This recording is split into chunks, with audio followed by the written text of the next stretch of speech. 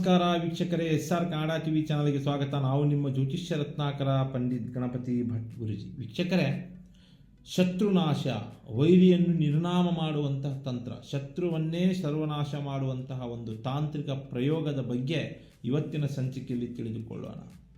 ಹೇಗೆ ಕೆಂಬೂತಾಳೆ ಎನ್ನುವಂತಹ ದೈವಶಕ್ತಿಯ ಮರವಾಗಿರುತ್ತದೆ, ಆ ಮರದ ತುಂಡಿನಿಂದ ಈ ಪ್ರಯೋಗ ನೀವು ಮಾಡಿದರೆ ನಿಮ್ಮ ಶತ್ರು ವೈರಿ ನಿರ್ನಾಮ ಆಗುವುದು ಖಂಡಿತ.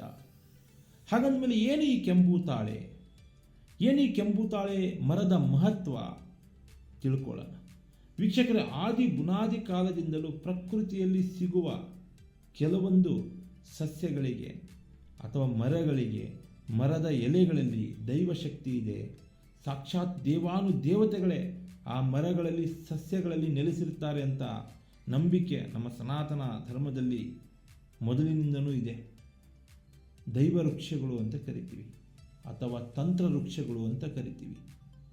ಆದರೆ ಇಂಥದ್ದೇ ತಂತ್ರ ಅಥವಾ ದೈವ ವೃಕ್ಷಗಳ ಬಳಕೆ ಮಾಡಿಕೊಂಡು ಆಯುರ್ವೇದದಲ್ಲಿ ಆರೋಗ್ಯದ ಸಮಸ್ಯೆಗೂ ಪರಿಹಾರ ಹುಡುಕುವಂತಹ ವಿಧಿವಿಧಾನಗಳನ್ನ ನಾವು ಕೇಳಿರ್ತೀವಿ.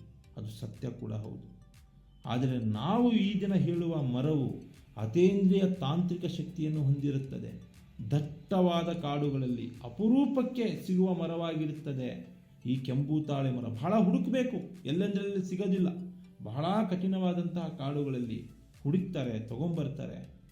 ಆದರೆ ಈ ಕೆಂಬೂತಾಳೆ ಮರದ ವೈಶಿಷ್ಟ್ಯವಾದಂಥ ಇನ್ನೊಂದು ವಿಚಾರ ಅಂದರೆ, ದೇವಸ್ಥಾನದ ಕಾರ್ಯಗಳಿಗೆ ಈ ಕೆಂಬೂತಾಳೆ ಮರನ ಬಳಸ್ಕೊತಾರೆ. ಅದರಲ್ಲೂ ಕೂಡ ದೇವರ ವಿಗ್ರಹಗಳ ಕೆತ್ತನೆಗೂ ಕೂಡ ಈ ಮರದ ಉಪಯೋಗ ಆಗುತ್ತೆ. ಹಾಗಂದ ಮೇಲೆ ಮಠ ಮಂದಿರಗಳಲ್ಲಿ, ಸಾಧು ಸಂತರಲ್ಲಿ ಅಥವಾ ಸ್ವಾಮಿಗಳಲ್ಲಿ ಇಂತಹ ಕೆಂಬೂತಾಳೆಯನ್ನು ನಾವು ಮರದ ತುಂಡುಗಳನ್ನ ನೋಡ್ಬೋದು. ಯಾಕೆಂದರೆ ವೈರಿ ದೃಷ್ಟಿಗೆ, ಶತ್ರು ದೃಷ್ಟಿಗೆ, ಜನದೃಷ್ಟಿಗೆ ಪ್ರಾಣ ಪ್ರತಿಷ್ಠೆ ಕೊಟ್ಟು ಯಾರಿಂದನೂ ತೊಂದರೆ ಆಗಬಾರ್ದು ಅಂತ ಕೆಲವೊಂದು ಸಾಧು ಸಂತರು ಇದನ್ನು ಬಳಸ್ಕೊಂಡು ಪೂಜೆ ಮಾಡ್ತಾ ಇರ್ತಾರೆ.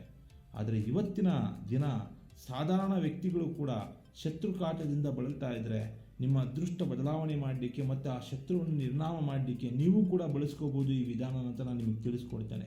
ನಿಮಗೇನಾದರೂ ಶತ್ರುಕಾಟ ಇದ್ದರೆ ಹೇಗೆ ಇದನ್ನು ಬಳಸ್ಕೋಬೋದು, ಶತ್ರುಗಳನ್ನು ನಾಶ ಮಾಡುವಂತಹ ತಂತ್ರ ನಿಮಗೆ ತಿಳಿಸ್ಕೊಡ್ತೇನೆ. ವೀಕ್ಷಕರೇ, ಶತ್ರುಗಳು ಸುಖ ಸುಮ್ಮನೆ ನಿಮ್ಮನ್ನು, ನಿಮ್ಮ ಜೀವನದಲ್ಲಿ ನಿಮ್ಮ ಪ್ರಗತಿ, ಏಳಿಗೆ, ವಿಲಾಸಿ ಜೀವನ, ಐಷಾರಾಮಿ ಬದುಕು, ಒಳ್ಳೆಯ ಭಾಗ್ಯನ ಸಹಿಸ್ಕೊಳ್ಳೋಕ್ಕಾಗದೆ ಮತ್ತು ನಿಮಗಿರುವಂಥ ಸಮಾಜದಲ್ಲಿರುವಂಥ ಒಳ್ಳೆಯ ಸ್ಥಾನಮಾನ, ಗೌರವಯುತವಾಗಿ ನೀವು ಬೆಳೆದಿರೋದು, ಜನನಾಯಕನಾಗಿ ನೀವು ಬೆಳೀತಾ ಇರೋದು ಸಹಿಸಿಕೊಳ್ಳದೆ ನಿಮ್ಮ ಮೇಲೆ ಉದ್ದೇಶಪೂರ್ವಕವಾಗಿ ದೈಹಿಕ ಹಾಗೂ ಮಾನಸಿಕವಾಗಿ ನಿಮಗೇನಾದರೂ ತೊಂದರೆ ಕೊಡ್ತಾ ಇದ್ದರೆ ಅಂಥವ್ರ ಮೇಲೆ ಈ ತಂತ್ರ ನೀವು ಮಾಡಿ ಕ್ಷಣಾರ್ಧದಲ್ಲಿ ನಿಮಗೆ ಪರಿಹಾರ ಸಿಕ್ಕೇ ಸಿಗುತ್ತೆ.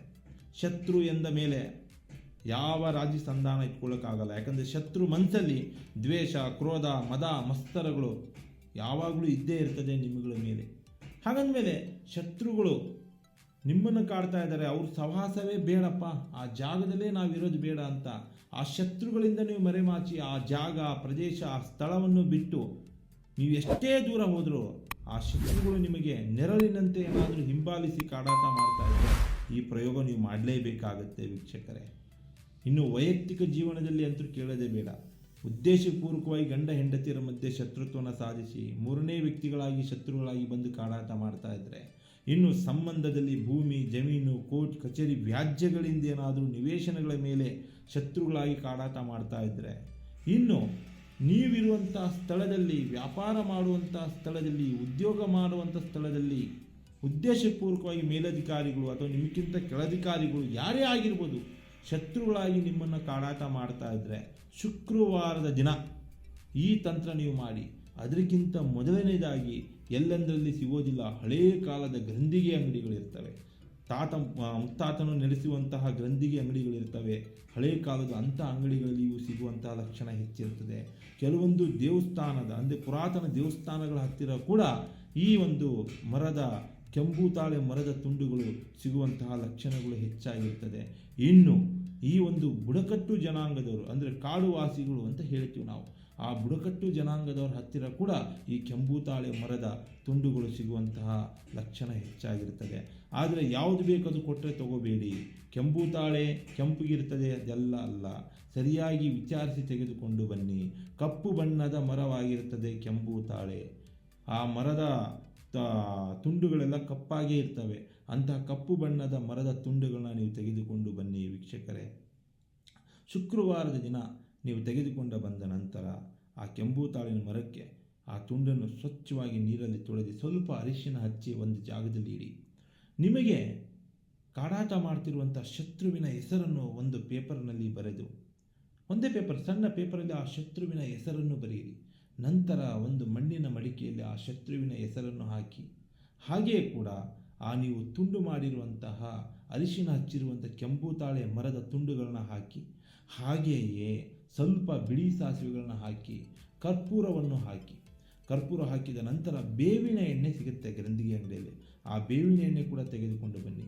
ಆ ಬೇವಿನ ಎಣ್ಣೆಯನ್ನು ಹಾಕಿ ಸಂಪೂರ್ಣವಾಗಿ ಸುಟ್ಟು ಕರಕಲಾಗುವಂಥ ಬೆಂಕಿ ಹಚ್ಚಿ ಸುಟ್ಟು ಬಿಡಿ. ಅದನ್ನು ಸುಡಬೇಕಾದ್ರೆ ನಿಮಗೆ ಅಂತರ್ಮುಖ ಬಹಿರ್ಮುಖವಾಗಿ ನಿಮ್ಮ ಜೀವನದಲ್ಲಿ ಪ್ರತ್ಯಕ್ಷವಾಗಿ ಹಾಗೂ ಪರೋಕ್ಷವಾಗಿ ನಿಮ್ಮನ್ನು ಕಾಡಾಟ ಮಾಡ್ತಾ ಇರುವಂಥ ಶತ್ರುಗಳು ನಿರ್ನಾಮ ಆಗಬೇಕು. ಯಾಕಂದರೆ ನೀವು ಯಾರಿಗೂ ತೊಂದರೆ ಕೊಟ್ಟಿಲ್ಲ, ಉದ್ದೇಶಪೂರ್ವಕ ನಿಮಗೂ ತೊಂದರೆ ಕೊಡ್ತಾ ಇದ್ರೆ ಆ ಶತ್ರುಗಳ ಸರ್ವನಾಶ ಆಗಲಿ ಅಂತ ನೀವು ಅಲ್ಲಿ ಸಂಕಲ್ಪನೆ ಮಾಡಿಕೊಳ್ಳಿ. ಆ ಬೆಂಕಿ ಅಗ್ನಿ ಉರಿಬೇಕಾದ್ರೆ ಸಂಕಲ್ಪನೆ ಮಾಡಿಕೊಂಡು ಸಂಪೂರ್ಣವಾಗಿ ಕರಕಲಾದ ನಂತರ ಒಂದು ದಿನ ಮನೆಯಲ್ಲೇ ಬಿಟ್ಟುಬಿಡಿ ವೀಕ್ಷಕರೇ.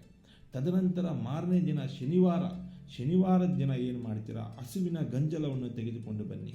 ಹಸುವಿನ ಗಂಜಲ ಒಂದು ಜಗ್ಗಿನಲ್ಲಿ ಹಾಕಿ, ಅದರ ಮೇಲೆ ಆ ಜಗ್ಗಿನ ಒಳಗೆ ಹಸುವಿನ ಗಂಜಲದ ಒಳಗೆ ಬೂದಿಯಾಗಿರುವಂತಹ ಕೆಂಪುತಾಳೆ ಮರದ ಭಸ್ಮಗಳನ್ನೆಲ್ಲ ಸಂಪೂರ್ಣವಾಗಿ ಹಾಕಿ ನೀವು ಶತ್ರು ಓಡಾಡುವಂತಹ ಸ್ಥಳದಲ್ಲಿ ಬೂದಿ ಹಾಕಿರುವಂಥ ಗಂಜಲವನ್ನು ಎಸೆದು ಬನ್ನಿ, ಅಥವಾ ಶತ್ರು ಇರುವಂಥ ಸ್ಥಳದಲ್ಲಿ ಎಸೆದು ಬಂದರೆ ಸಾಕು. ದಿನಗಳಲ್ಲಿಯೇ ಶತ್ರು ನಿಮ್ಮ ಕಣ್ಣು ಮುಂದೆಯೇ ಸರ್ವನಾಶ ಆಗ್ತಾನೆ, ನಿರ್ನಾಮ ಆಗ್ತಾನೆ, ಪಲಾಯನ ಆಗ್ತಾನೆ. ಆ ಜಾಗನೇ ಬಿಟ್ಟು ನಿಮ್ಮನ್ನು ಓಡಿಸಬೇಕಾಗಿರುವಂಥ ಶತ್ರು ಅವನೇ ಆ ಜಾಗ ಬಿಟ್ಟು ಓಡೋಗ್ತಾನೆ. ದಿನಗಳಲ್ಲಿಯೇ ಇದರ ಪರಿಹಾರ ನೀವು ತಗೊತೀರಾ. ಶತ್ರುನಾಶಕ್ಕೆ, ಶತ್ರುಕಾಟಕ್ಕೆ, ವೈರಿ ನಿರ್ನಾಮಕ್ಕೆ ಮತ್ತು ವೈರಿ ದೃಷ್ಟಿಗೆ ಶಾಶ್ವತ ಅಂತ ಪರಿಹಾರ ಇರ್ತದೆ ಕೆಂಪುತಾಳೆ ಮರದ ತುಂಡುಗಳಿಂದ. ಒಮ್ಮೆ ಮಾಡಿ ನೋಡಿ, ಒಳ್ಳೆ ಪರಿಹಾರ ನಿಮಗೆ ಸಿಗುತ್ತೆ. ಹಾಗೆ SR ಕನ್ನಡ TV ಚಾನಲನ್ನು ಸಬ್ಸ್ಕ್ರೈಬ್ ಮಾಡಿಕೊಳ್ಳಿ. ಒಳ್ಳೊಳ್ಳೆ ವೀಡಿಯೋಸ್ಗಳನ್ನ ಬಿಡ್ತಾ ಇರ್ತೀವಿ, ರಾಶಿ ನಕ್ಷತ್ರಗಳ ಬಗ್ಗೆ, ತಂತ್ರ ಮಂತ್ರಗಳ ಬಗ್ಗೆ. ಹಾಗೆ ಈ ಒಂದು ಒಳ್ಳೆಯ ಸಲಹೆ ಪರಿಹಾರ ಬೇಕು, ನಿಮ್ಮ ಜಾತಕಗಳನ್ನ ವಿಮರ್ಶೆ ಮಾಡಿ ಚರ್ಚೆ ಮಾಡಿ ಪರಿಹಾರ ಕೊಡ್ತೀವಿ. ಸ್ಕ್ರೀನ್ ಮೇಲೆ ನಂಬರ್ ಹೋಗ್ತಾ ಇರ್ತದೆ, ಕಾಲ್ ಮಾಡಿ ವೀಕ್ಷಕರೇ. ಒಳ್ಳೆಯ ರೀತಿಯಲ್ಲಿ ನಿಮಗೆ ಸಲಹೆ ಕೊಡ್ತೀವಿ. ನಮಸ್ಕಾರ. ಸರ್ವೇ ಜನೋ ಸುಖಿನೋ ಭವಂತು.